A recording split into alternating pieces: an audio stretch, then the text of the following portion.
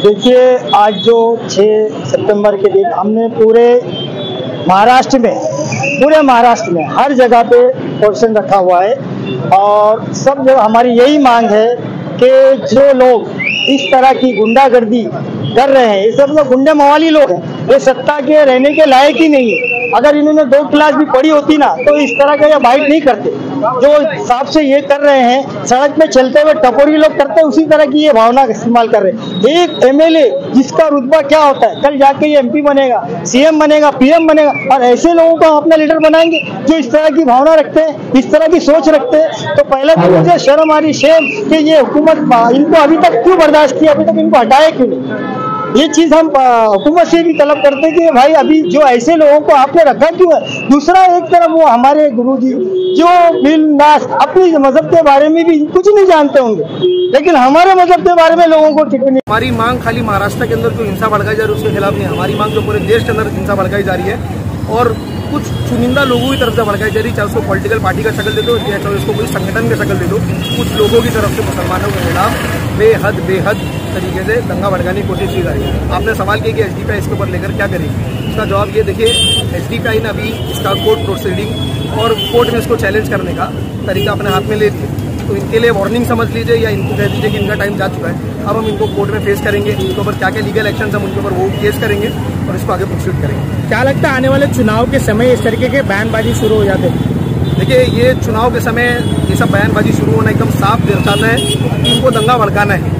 कुछ लोग हैं जो दंगा भड़काने की हमेशा से कोशिश की है और हमेशा ये करते आएंगे, आने वाले टाइम में भी आएंगे, पहले भी आ चुके हैं। चाहे नेपाली बहादुर हो, चाहे रामगिरी हो, इन लोग हमेशा ये सब चीजें हरकतें करते हैं ताकि लोगों के अंदर हिंसा भड़के और दंगा भड़के। मुसलमान उसका पलटवार कुछ करे, मुसलमान कुछ विवादित बयान दे, लेकिन मुसलमान अल्हम्दुलिल्लाह हमेशा से अमन चाहे, शांति चाहे। तो हम भी इसका पैगाम देते कि भाई ये सब चीजें बंद करो ताकि कोई भी चीजें देश का माहौल खराब ना कर सके। आने वाले 2024 से इलेक्शन के टाइम पे ये सब चीज भड़काते हैं, चाहे ये सब चीज करते हैं, लेकिन इलेक्शन पे प्रभाव हमेशा से नहीं पड़ता है। अब इस टाइम का इलेक्शन में क्या जानूं कैसा होने वाला है, शायद पड़ भी सकता है, शायद नहीं भी पड़ सकता है। वो हम नागरिक के ऊपर वो जिम्मेदारी होती है कि भाई हर कोई इंसान इसकी जिम्मेदारी ले ले कि भाई उसकी तरफ से दंगा ना भड़के।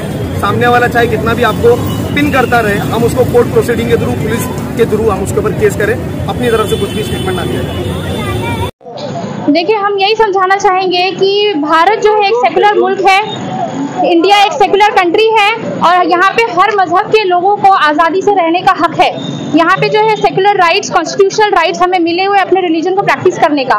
तो नीतीश राणे या रामगिरी महाराज जैसे लोग जो स्टेटमेंट्स देते हैं माहौल को खराब करने के लिए, उन्हें हम ये स्ट्रिक्ट वार्निंग देना चाहते हैं कि अपने स्टेटमेंट्स को देना बंद करें। उनकी ये जो गंदी पॉलिटिक्स वो कर रहे हैं, जानबूझकर लोगों को असल मुद्दे से भटकाने के लिए ये जो पॉलिटिक्स वो कर रहे हैं, लोगों की जो ब्रेन वॉशिंग कर रहे हैं, इसे लोग खूब समझ रहे हैं और अब हम ऐसी पॉलिटिक्स नहीं चलने देंगे। आने वाला जो इलेक्शन है, एमएलए इलेक्शन, उसके वजह से ये लोग जो है माहौल खराब करना चाह रहे हैं और पोलराइजेशन कर रहे हैं। तो ये जनता खूब समझ रही है और ऐसे लोगों को जो है हम गवर्नमेंट से जो है अपील करते हैं कि ऐसे लोगों के खिलाफ स्ट्रिक्ट से स्ट्रिक्ट एक्शन लिए जाए। यानी आप देखिए, मुफ्ती अदाई सलमान साहब ने सिर्फ कहा था कुत्ते हैं तो उनको जेल में बंद कर दिया गया, और रामगिरी महाराज ने हमारे इस्लाम के ऊपर उन्होंने गलत टिप्पणी की, उनको कोई सजा नहीं हुई।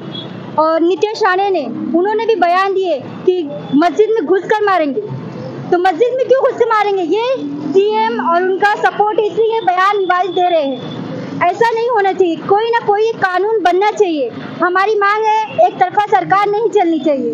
ये सीएम मुफ्ती अदाई सलमान साहब को जेल में कर दिया, उनकी बेल रिजेक्ट हो जा रही है, उनके बार कोई ना कोई केस लगा दिए जा रहे हैं, लेकिन नीतीश राणे और रामगिरी महाराज के ऊपर क्यों कोई केस नहीं हो रहा है? ये सरकार की वो है, वो इस पर सरकार कुछ नहीं एक्शन ले पा रही। देखिए, मांग तो सिर्फ इतनी है कि जो सौतेला व्यवहार हम लोगों के साथ हो रहा है ये नहीं होना चाहिए, क्योंकि ये जो हम लोगों के साथ, मुसलमानों के साथ जो सौतेला व्यवहार हो रहा है ये नहीं होना चाहिए। क्यों? क्योंकि नीतीश राणे और बाकी जो रामगिरी महाराज है और भी लोग हैं जो ऐसे पॉलिटिशियन जो हेट स्पीच देते हैं और बाकायदा बहुत क्लियरली निकल जाते हैं, इनके ऊपर एक एक्शन भी नहीं लिया जाता। इनके ऊपर एक्शन लेने के लिए आज हमको प्रोटेस्ट करना पड़ रहा है। ये हमारी आज का कॉन्स्टिट्यूट हमारा ऐसा हो गया है कि हमको प्रोटेस्ट के लिए बताना पड़ रहा है कि इनके ऊपर एक्शन लिया जाए।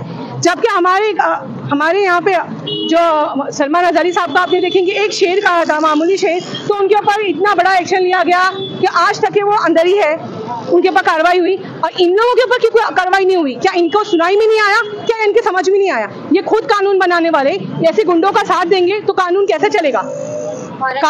किया है, आज महिलाएं भी आप बड़ी तादाद में बाहर निकल के आई है, क्या कुछ आपकी मांगे हैं सरकार से? देखिए, सबसे पहले तो सरकार एक तरफा चल रही है और एक धर्म को लेके चल रही है। यहाँ पे धर्म की राजनीति नहीं बर्दाश्त की जाएगी।